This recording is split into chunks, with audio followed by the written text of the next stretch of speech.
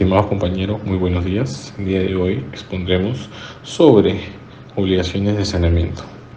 Y los integrantes son Nicola Cuña, Brenda Ortiz, Scarlett Melo, Carlos Ángeles, María Fernanda Morales. Contratos 1, profesora Ana María Bendaño. Obligaciones de saneamiento. El saneamiento está regulado por el artículo 1484, definido como una institución de aplicación general a todos los contratos, onerosos o gratuitos, translativos de la propiedad, uso o posesión del bien. Es una obligación impuesta por la ley. Tiene esencia contractual en el Código Civil anterior de 1936. Solo lo delimitaba a los contratos celebrados a títulos onerosos. Artículo 1370. Sanear, en una acepción amplia, significa hacer sano un bien, repararlo o remediarlo. En la acepción contractual, se trata de la obligación que asume el que transfiere un bien en propiedad, uso o posesión, de responder ante el adquiriente por las consecuencias de no poder utilizar el bien para el fin de la adquisición. El Código Civil de 1984 clasifica las obligaciones de saneamiento en 4 puntos: disposiciones generales, saneamiento por evicción, saneamiento por vicios ocultos y saneamiento por hechos propios del transferente. El saneamiento protege el derecho del adquiriente a disfrutar en forma pacífica y útil del bien que se ha transferido, o sea, en propiedad, posesión o uso. Atañe a toda clase de bienes muebles e inmuebles.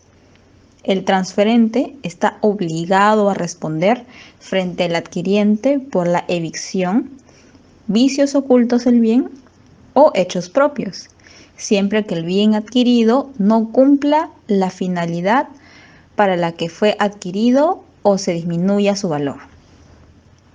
Existen 2 teorías sobre la cual es fundamento de la obligación de saneamiento.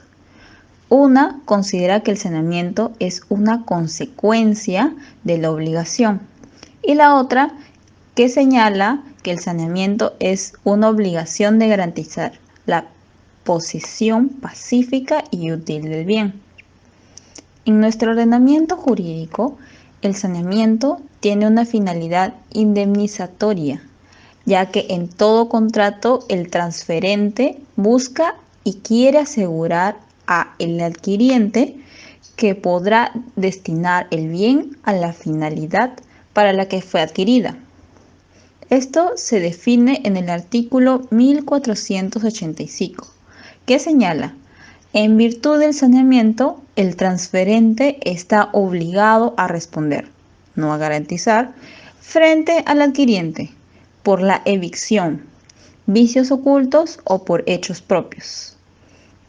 Manuel de la Puente y Lavalle señala que basta que se produzca una de las causales que señala la ley para el funcionamiento del saneamiento para que surja la responsabilidad del transferente independientemente del dolo o culpa de su parte. La regulación de las obligaciones de saneamiento no es uniforme en las legislaciones comparadas.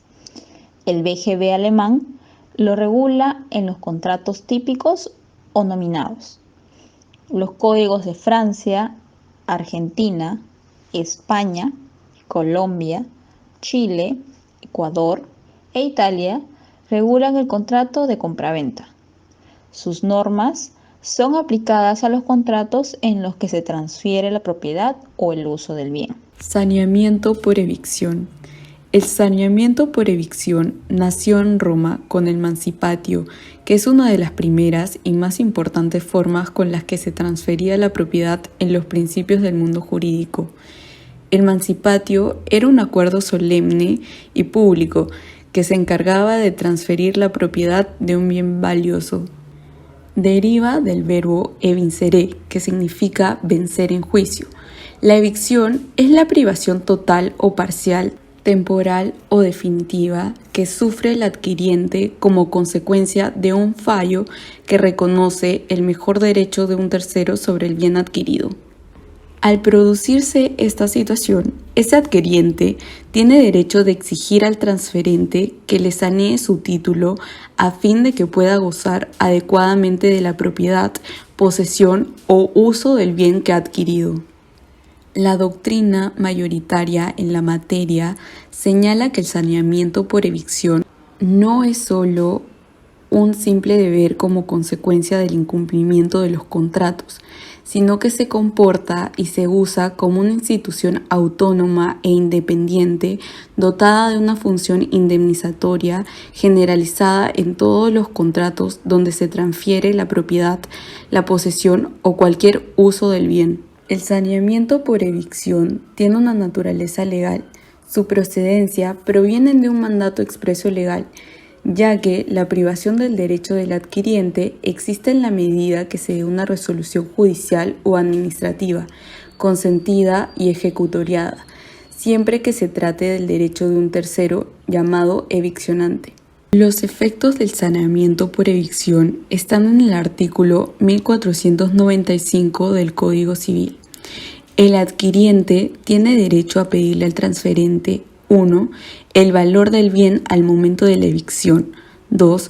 Los intereses legales de la evicción. 3. Los frutos devengados. 4. Las costas del juicio de evicción.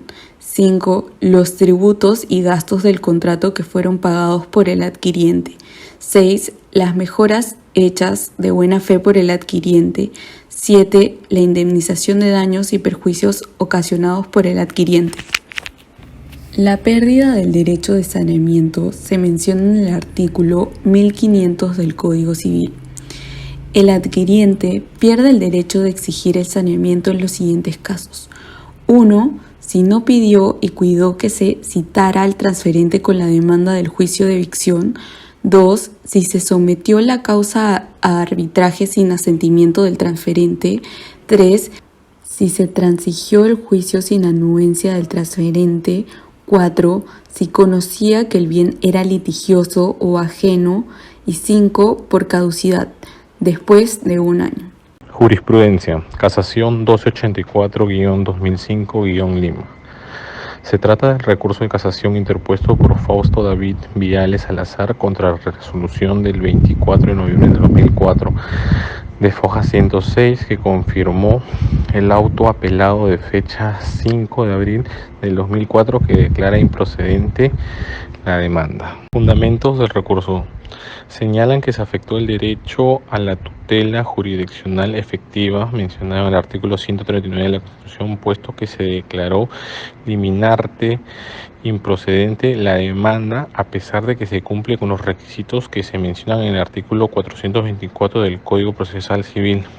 La Sala de Mérito considera que la demanda de saneamiento por vicios ocultos no puede entenderse como una obligación de dar suma de dinero, sin tener en cuenta que la acción estimatoria que prevé el artículo 1503 del Código Civil importa una obligación de dar suma de dinero, ya que por ella se persigue que el transferente pague al adquiriente lo que el bien vale menos como consecuencia de los vicios ocultos, lo que se demandó en autos, además de la indemnización por daños y perjuicios. Se requiere el cumplimiento de dar una suma de dinero como consecuencia de los vicios ocultos existentes en el inmueble adquirido, además de un pago indemnizatorio.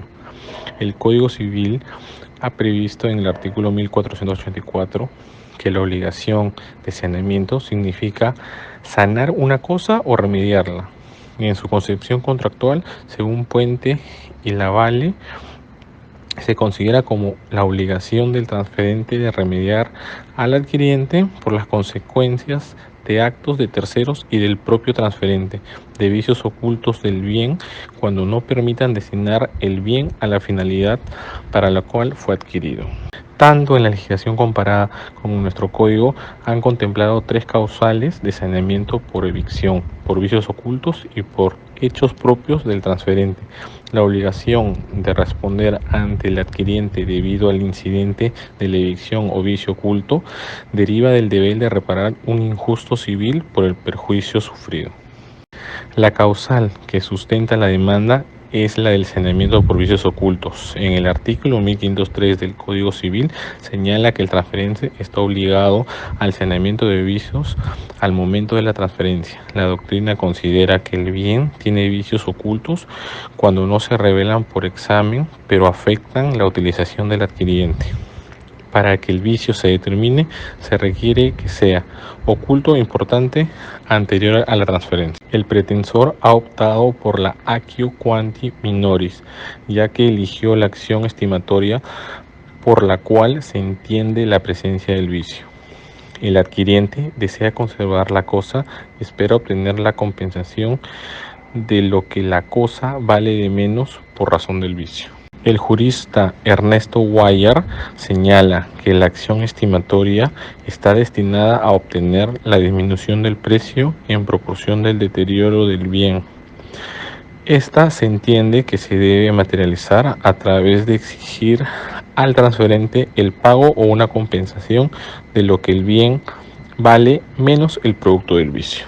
Se ampara el recurso ya que la demanda contiene el pago por vicio oculto a través de la acción estimatoria prevista en el artículo 1513, lo que constituye una típica obligación de dar suma de dinero. Se admite la misma y se deja sin efecto todo lo adecuado hasta el momento. Resolución. Declararon nula e insubsistente la apelada de Foja 70 del 5 de abril del 2004. Nulo todo lo actuado hasta el estado de volver a calificar la demanda. Esta resolución suprema presenta una contradicción interna al sostener por un lado que la acción estimatoria está destinada a obtener la disminución del precio y, por otro, que su objeto es obtener el pago de una compensación en lo que el bien vale de menos por razón del vicio. La primera afirmación es errónea y la segunda es acertada, ya que con la acción del adquiriente no persigue que se disminuya el precio que pagó, sino que se le pague el menos valor que tiene como consecuencia del vicio que adolece. Legislación comparada. La regulación de las obligaciones de saneamiento no es uniforme en la legislación comparada.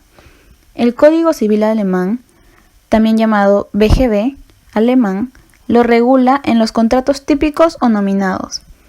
En el sistema alemán, los derechos del comprador se determinan en tenor de los preceptos generales sobre incumplimiento de obligaciones recíprocas. El BGB considera la existencia de un vicio jurídico como caso de incumplimiento del deber de prestación del vendedor. Esto quiere decir de su deber de proporcionar el derecho. El comprador puede iniciar las acciones judiciales pertinentes cuando apenas tenga conocimiento de la existencia del vicio jurídico, sin necesidad de reclamos por parte de terceros. La Convención de Viena sobre la compra-venta de mercaderías también sigue este sistema.